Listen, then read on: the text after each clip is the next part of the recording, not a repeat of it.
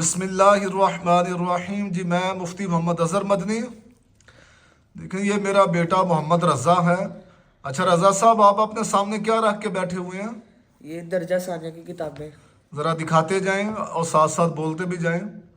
ایک یہ کتاب ہے. اور یہ کتابیں آپ نے کہاں سے لی ہیں؟ یہ داتا دربار مکتبۃ المدینہ وہاں سے لی ہے. وہ تو ظاہر ہے آپ نے مکتبے سے لی ہیں. مطلب کس نے لے کر دی ہیں؟ پیسے کس نے دیے آپ کو اس کے؟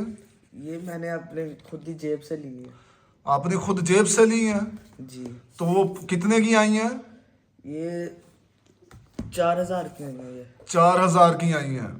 تو آپ نے کہا میں خود اپنی جیب سے لے کر آیا ہوں. تو آپ نے اپنی جیب سے جو لی ہیں تو اس کی تھوڑی وضاحت کریں. آپ کیا کرتے ہیں کہ جو آپ نے 4000 روپے کی اپنی کتابیں، ابھی آپ درجہ ثانیہ میں پڑھتے ہیں، چھوٹے سے بچے ہیں، تو آپ نے اپنی 4000 کی کتابیں خود سے لے لی. کیا کرتے ہیں آپ؟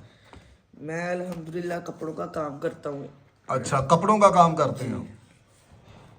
تو اس میں سے جو مجھے عید سے پہلے آمدن ہوئی تھی، جو میں نے کپڑے سیل کیے تھے، اس میں سے پھر کچھ مجھے پیسے بچے ہوئے تھے اور کچھ عیدی بھی اکٹھی ہوئی تھی، تو پھر میں ان کی کتابیں لے آیا ہوں.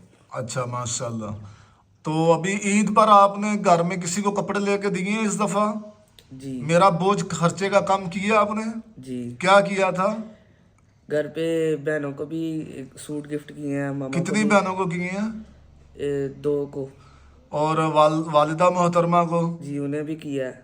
اور اپنا کیا لیا اپنی جیب سے؟ اپنا ہی ماما لیا میں نے، اور ویسٹ کوٹ لیا ہے، اور ایک چھوٹے بھائی کو سوٹ لے کے دیا ہے. مطلب آپ نے اپنا بھی خرچہ کیا کوئی 2500-3000 روپیہ، اور 3 سوٹ آپ نے 2 بہنوں کو، ایک والدہ کو، جو تقریباً میں کوئی 7 سے 8000 یا 9000 کے تو کم از کم ہوں گے. ایسا ہی ہے؟ اور چھوٹے بھائی کو بھی کپڑے لے کے دیے ہیں. لیکن مجھے کوئی سوٹ گفٹ کیا آپ نے؟ نہیں، آپ نے میرے سے خرید لیے تھے. ہاں مجھے آپ نے گفٹ نہیں کیا. کہہ رہا جی آپ تو خود کما سکتے ہیں تو اس لیے میں ان کو دے رہا ہوں اور آپ کا یہی بوجھ ہلکا کر رہا ہوں. تو فی الحال اتنا ہی کافی ہے. تو میسج یہ ہے کہ جی اگر اس چھوٹی ایج کے اندر اگر یہ بچہ اپنا یہ کاروبار کرتا ہے کپڑوں کا ساتھ، آن لائن یا جس انداز سے بھی کرتا ہے، تو اسی اپنے کپڑوں کی بچت سے ہی یہ بچہ اپنی 4000 روپے کی کتابیں خرید کر لے آیا ہے. اور ابھی ایسا نہیں ہے کہ یہ کوئی چھٹے یا 7ویں یا دورہ حدیث کا طالب علم ہے، درجہ ثانیہ دوسرے درجے کا بھی طالب علم ہے. تو آپ بھی اس سے ترغیب حاصل کریں. آپ بھی کچھ نہ کچھ ایسا ضرور کریں کہ آپ خود کفیل ہوں. میری پہلے دن سے سوچ ہے، آپ اس سے اختلاف کر سکتے ہیں، میں جتنی توجہ اپنے بچے کو دین کا علم حاصل کرنے کے اوپر صرف کرتا ہوں، اتنی ہی توجہ میں اپنے بچے کو خود کفیل بنانے کے اوپر خرچ کرتا ہوں. میرے 2 مقصد ہیں اپنے بیٹے کے والے سے. خیر مقاصد کافی ہیں، یہاں 2 بیان کرتا ہوں. ایک تو یہ کہ یہ دین کا علم حاصل کرے. حافظ قرآن ماشاءاللہ ہو چکا، اب درس نظامی عالم کورس کر رہا ہے. اور ساتھ میرا بنیادی مقصد یہ ہے کہ یہ آگے چل کر اگر کسی مسجد میں امام لگے، خطیب لگے، وہاں سیلری نہ لے. اگر کسی جامعہ میں تدریس کروائے تو خود کفیل اتنا ہو کہ وہاں سے سیلری نہ لے. تو اس لیے میں ابھی سے ہی جو ہے وہ یہ بنیاد ڈال رہا ہوں اور اس کی ذہن سازی کر رہا ہوں کہ یہ ساتھ ساتھ کاروبار کرے. بعض احباب کہتے ہیں کہ جی اس عمر میں بچے کو پڑھائی کے اوپر توجہ دلوائیں، یہ کریں وہ کریں. میں ان کی بھی رائے کا احترام کرتا ہوں، لیکن میں اس سارے سفر سے خود گزرا ہوا ہوں. تو مجھے یہی سمجھ آیا، یہی بہتر لگا کہ بچہ ساتھ ساتھ پڑھے اور اسی عمر سے ہی خود کفیل اس کو بنانے کے اوپر ورک کروں، کام کروں.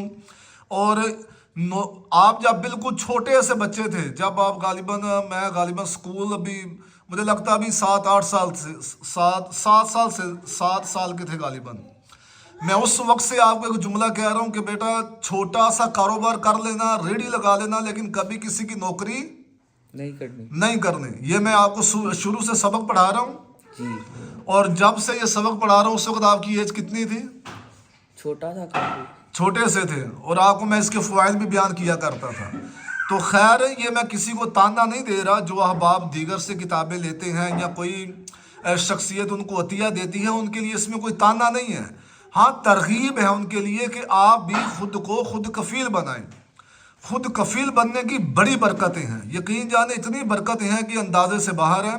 اللہ تبارک و تعالی ہم سب کو دین بھی سیکھنے کی توفیق دے اور ہم سب کو جو ہے نا وہ کاروبار کرنے اور خود کفیل بننے کی بھی توفیق اور سعادت عطا فرمائے، آمین۔